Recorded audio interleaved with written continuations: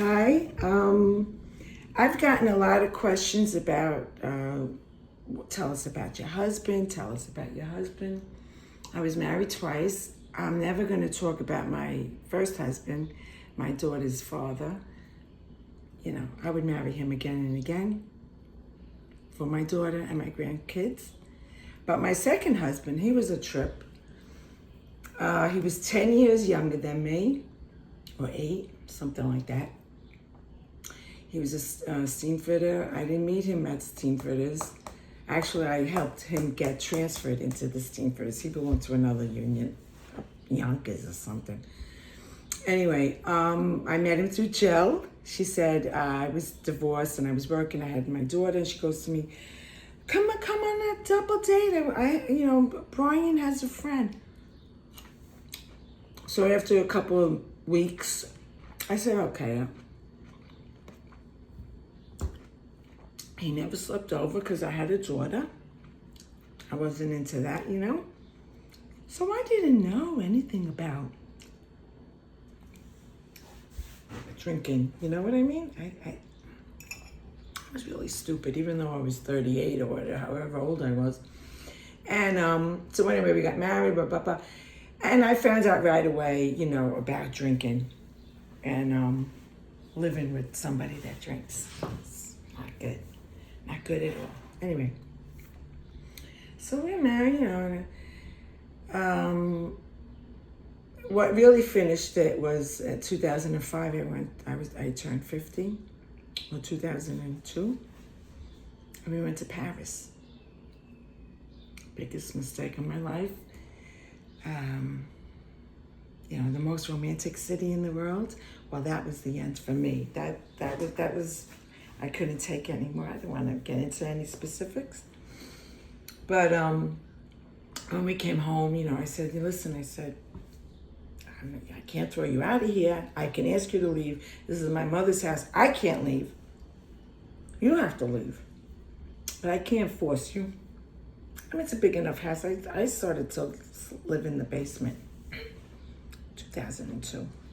We got married in 94. So I had it by then. Almost 10 years. I was like that. Anyway, so I would, on like today's Friday night, so Friday night I would be, maybe he won't come home, maybe he'll meet somebody, whatever. And then I'd hear him come up the stairs, and Saturday morning I would come up here, up the stairs, make coffee. He'd wake up like the son of God, like he didn't know what he did yesterday.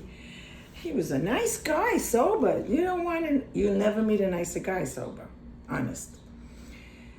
But I knew I was under the gun because I knew in a couple of hours, once he went into that shower and started showering, he was getting dolled up, he was leaving, and I was there. That was the end of that. I wasn't going to see him till Sunday morning because I go downstairs to sleep. So anyway, Saturday morning I wake up, I go upstairs, I'm making coffee for us because, I don't know, it's just something I did. And he'd be reading the paper because in those days you got the paper delivered. And he was so nice, give me the crossword puzzle, give me the jumble, here you go. I said, thank you. Because he knew I loved puzzles, I loved dictionary. I used to have my dictionaries and all, write in my dictionaries. And then I said, what are you doing here? He goes, what do you mean? I said, well, it was Friday night. I said, a lot of married men got girlfriends. I said, he goes, what are you talking about? Like, he don't know what I'm talking about. Because like I said, he was the son of God in the morning. So I was like, well, I said, you can meet somebody. He was 10 years younger than me, good looking, 6'2", good looking guy, good looking. But for me, good for nothing. So whatever. I said, yeah, you can. I said, a lot of married men have girlfriends. I said, are you trying to get a girlfriend? Because honestly, I don't think you're trying. I don't think you're trying. meet a nice little girl. I mean, I feel bad for her, but in my head, I'm going, the poor thing. But you could spend the weekend. I said, and if you find an older woman, like older than me, who's already retired and has a house in Florida, you can move for Christmas. Go spend Christmas, Thanksgiving. Because the holidays were hell. Anyway, finally, that was 7 years. That took 7 years. He would never, he'd work when he felt like it. And I lived with my mother here. I mean, life was easy. I've had a charmed life. I mean, I always lived with my mother, parents. Life was never a struggle. Money-wise. Lucky in money, bad, no luck in love. That's me. So I said, so then finally, I don't know, one day I said, I got so sick of him. I said, you know, I'm going to shut the TV and the cable. I just had a fit. You know, when you get into a fit, I get into these fits. So I called up, what was it, Time Warner. At that time, it was Time Warner. I said, listen, I'm going to Europe, and I'm lying for no reason at all. I want to shut the TV for 6 months. I'm going to Europe for 6 months. I didn't have to say that, but I did. Oh, you want the seasonal? I said, yeah, give me the seasonal. So I took away the cable, the TV, and we had a landline. Because in those days, I didn't have a phone.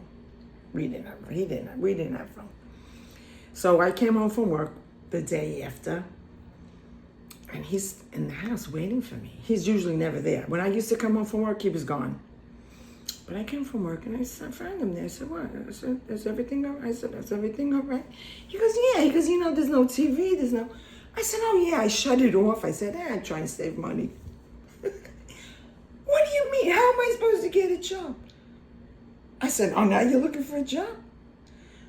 He goes, yeah, you know, I can't get on the computer, because he used to do online gambling. Please, I don't even want to talk. That should be against the law, by the way. Horrible thing. And online gambling? Huck two. That's what you're going to huck to on that. Online gambling. 2 days later, I came home from work. He goes, I found a place in, I don't know where the hell he moved, in South Suffolk. I said, good for you, good. So I said, whatever you want, take whatever you want. He took a little bed, a dresser. I said, but you can't take the dog. I said, he took the dog. The next day I came, the dog was missing. My mother goes to me, he came back, he took the dog. I said, oh.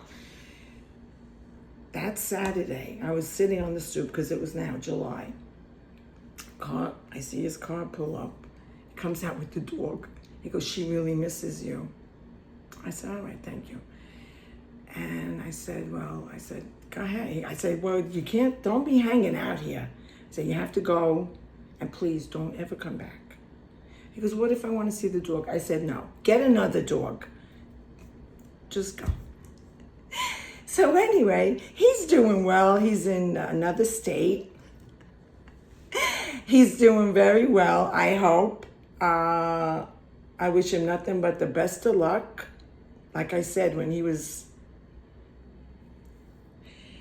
so not drinking, he was the nicest person you ever want to meet. And anyway, that's the little story of number 2.